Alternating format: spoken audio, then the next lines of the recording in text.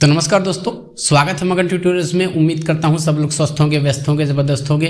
दोस्तों, NIOS DLED को लेकर के आप लोग के दिमाग में बहुत सारी चीज़ें थी जो कि आज ऑलमोस्ट क्लियर हो चुकी हैं और अब तो कहीं न कहीं लगने लगा है कि NIOS DLED जीत के रहेगा।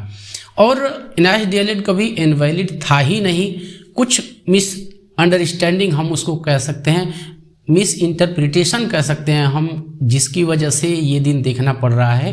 लेकिन आज की हियरिंग में पॉजिटिव चीज़ें निकल के आई हैं और उसको मैं चाहता हूं कि आप लोग के सामने रखूं। इससे पहले एक चीज़ मैं आपको बताना चाहूँगा, जो भी प्रयास हुए हैं, जिस तरह से भी प्रयास किए हैं, जिन्होंने भी किया है, और विशेषकर मैं कालरा सर का नाम लेना चाहूँगा, जिस हिसाब से उन्होंने इस मुकदमे को, इस केस को ऑर्गेनाइज किया है और जिस तरह से एडवोकेट उन्होंने डाला है, वो बिल्कुल बधाई के पात्र हैं। हालांकि मैं अभी बधाई नहीं दे रहा हूँ, वो इसलिए कि जब फाइनल डिसीजन आ जाएगा तभी हम ये चीज़ें कहेंगे। लेकिन आज की हियरिंग आप लोगों ने भी देखी होगी और हमने भी कुछ बारीकियां जानने की उसमें कोशिश की और मुझे ऐसा लगा कि अब केस में पॉजिटिविटी आनी शुरू हो चुकी है। विशेषकर एक चीज़ मैं आपको बताता हूँ, बहुत सारी चीज़ें आप लोगों ने देखी भी होंगी और बहुत सारे लोगों ने आपको बताई भी होंगी, लेकिन मेरे दिमाग में एक चीज़ ये चल रही है। सबसे पहले तो मैं आपको ये बता दूँ कि केस हम जीतने जा रहे हैं। दूसरी चीज़, हम शुरू से ही ये चीज़ कहते थे कि थोड़ी सी जल्दबाजी की ज़रूरत है, क्योंकि और इस तरह से जल्दी जल्दी, आप लोग जानते हैं 10 दिसंबर में डेट आ गई है और इस तरह से जल्दी जल्दी यदि डेट लगती है तो फैसला भी जल्दी ही आ जाएगा। थोड़ा सा एक टेक्निकल पॉइंट पे मैं आप लोगों से बातचीत करना चाहूँगा। ये चीज़ें आप लोगों ने जानी होगी, सुनी होगी, समझी होगी, हियरिंग सबने देखी है और उसका वीडियो सबके पास उपलब्ध होगा। लेकिन मैं फिर भी कहूँगा, जो एक हम कह रहे थे कि इन सर्विस, क्योंकि यदि आपने गवई सर को सुना होगा तो उन्होंने कहा इन सर्विस कभी इनवैलिड नहीं हो सकता, वो उनको कौन नहीं ले रहा है। लेकिन एक इसमें पेच फंसी है। देखिए, जो 18 मंथ्स वाला हम कह सकते हैं, और विशेषकर उसमें से भी इस केस में जो वन टाइम विंडो वाला भूत फिर से किसी भी तरह से नहीं आना चाहिए। ऑलमोस्ट केस हम जीत चुके हैं। यदि वन टाइम वाला भूत लाया कौन? NCTE लाएगा, और ये भूत फिर से आएगा तो फिर वही दिक्कत होगी। इन सर्विस को तो आप लोगों ने देखा होगा, गवई सर पूरी तरह से वैलिड मान रहे हैं और कम से कम जो बॉडी लैंग्वेज है उसको देख के मुझे आज ऐसा लगा है, मैं आपके सामने बोल रहा हूँ ये चीज़, कि ये केस पूरी तरह से पॉजिटिव हो चुका है। अब कोर्ट का चूंकि मैटर है तो मैं ये आगे बढ़ के नहीं बोलने की स्थिति में हूँ कि हम जीत ही चुके हैं, लेकिन केस पूरी तरह से वैलिड होने की कगार पे है। और जाहिर सी बात है, आप लोग ईश्वर से प्रार्थना कीजिए कि केस जल्दी से जल्दी वैलिड हो जाए। एक केवल 2 बिंदुओं पे मैं आपका ध्यान आकृष्ट करना चाहूँगा और उसी से संबंधित मैं चीज़ें आपके सामने रखना चाहूँगा। और आप लोग इस संबंध में जो भी लोग हैं जो प्रयास कर रहे हैं वो साधुवाद के पात्र हैं, क्योंकि उनके कंधे पर 14 लाख NIOS DLED बच्चों का भविष्य टिका हुआ है। जैसा कि आप लोग जानते हैं कि गवई सर ने इस तरह की बातें कही कि कौन नहीं ले रहा है इन सर्विस, तो पहले से ही वो उसको वैलिड मान रहे हैं और उनको ऐसा लग गया है कि कुछ न कुछ जो निर्णय है उसमें मिसअंडरस्टैंडिंग हुई है। जैसा कि मैं कह रहा था कि इंटरप्रिटेशन में दिक्कत हो सकती है कोई, इसलिए इस तरह का निर्णय देखने के लिए मिला। लेकिन अभी तक इस बात पे जीरा मुझे नहीं दिखाई दी कि स्कूल चेंज करने की।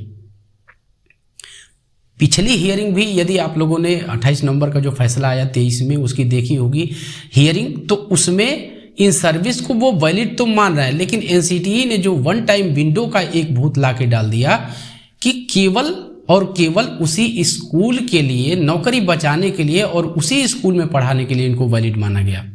और ये पॉइंट मुझे पूरी संभावना है कि जब इतना कुछ हो ही चुका है तो ये पॉइंट भी जल्दी ही हमारे एडवोकेट्स के द्वारा वो रख दिया जाएगा और क्लेरिफाई कर दिया जाएगा। और एक सामान्य सी बात है, आप सभी सोच सकते हैं और समझ सकते हैं, और यही चीज़ जजेस के दिमाग में डालनी है किसी भी तरह से, कि जब हम RTE के, यदि हम अपने विद्यालय में, जिस विद्यालय में हैं उसमें हम वैलिड हैं, RTE के मानकों को पूरा करते हैं, तो फिर स्कूल चेंज करने में दिक्कत कहाँ से और क्या हो सकती है।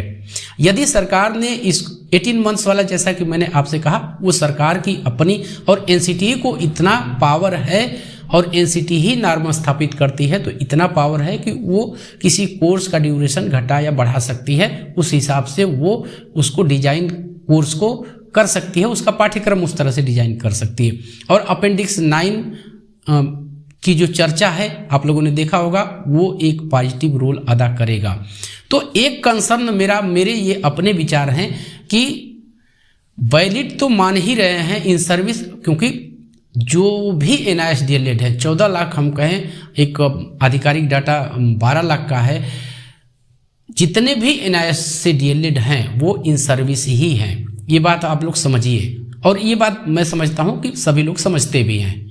जितने भी, कोई बिना सर्विस के लिए वो था ही नहीं। अब अगर किसी ने कर लिया हो, अपने आप को किसी तरह से कूट रचित डॉक्यूमेंट के द्वारा अपने को दिखा दिया हो कि भाई बिना सर्विस वाले को जो बाहर था उसके लिए ये कोर्स था ही नहीं, जो सर्विस में था उसी को ये कोर्स ऑफर किया गया था, उसी के लिए स्पेशली लाया भी गया था अपेंडिक्स 9 भी।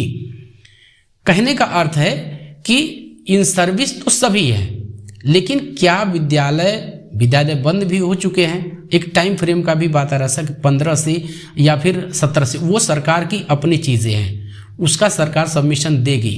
भाई वो कोर्स कितने समय का डिजाइन कर रही है, कब तक, आप लोगों ने देखा होगा कि एक डेडलाइन मिल गई थी 31 मार्च 19 की, उसी के अंदर करवाना था। और ये था कि अब चूंकि RT आ चुका था, तो अब उसके अनुसार कोई भी अनट्रेन टीचर नहीं रखा जा सकता था, क्वालिटी एजुकेशन की बात थी।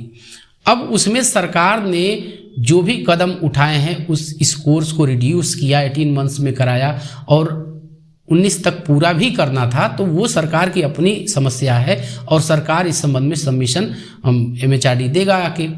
लेकिन यहाँ पे ये चीज़ मुझे कहीं न कहीं थोड़ी सी लगी ऐसी कि बस यही पॉइंट क्लियर हो जाए, NIS DLED जीत चुका है। आज की हियरिंग में मैं खुले दिल से आपसे बोल रहा हूँ कि हम जीत चुके हैं। ये पॉइंट आ जाए कि हम विद्यालय बदल सकते हैं। अच्छा, अंतरिम रिलीफ की भी बात है। अंतरिम रिलीफ के बारे में भी मैं कल एक वीडियो आपको लेके आऊँगा कि उसका क्या हुआ, मिल रहा है नहीं मिल रहा है। लेकिन यहाँ पे जिस माहौल में चर्चा हुई है, आप लोगों ने पिछली हियरिंग यदि देखी होगी तो गवई सर का मूड शुरू से ही बहुत एग्रेसिव था, लेकिन अभी उनको देखने से ऐसा लगता है, अब उनके मन में क्या चल रहा है वो हम नहीं बता सकते, लेकिन उनको देखने से ऐसा तो लग रहा है कि कम से कम वो इस केस को सुनना चाहते हैं। और यदि वो सुनना चाहते हैं तो उनको कहीं न कहीं लगा है कि कुछ तो मिसअंडरस्टैंडिंग हुई है इस केस को समझने में और फैसला लिखने में। तो ईश्वर से प्रार्थना कीजिए। आप लोग को अभी बधाई मैं उधार रख रहा हूँ, लेकिन जिस दिन ये सौभाग्य भी हमें मिल गया, ये खुशखबरी भी मिल गई कि हम वैलिड हो चुके, मैं सामने आके आप सभी को बधाई दूंगा। और विश्वास कीजिए, ईश्वर से मैं भी प्रार्थना करता हूं कि NIS DLED किसी भी तरह से वैलिड हो जाए। तो बस दोस्तों, यही था आज की इस वीडियो में। उम्मीद करते हैं कि आपको वीडियो पसंद आई होगी। और चलते चलते वही रिक्वेस्ट दोस्तों, कृपया चैनल को लाइक शेयर और सब्सक्राइब जरूर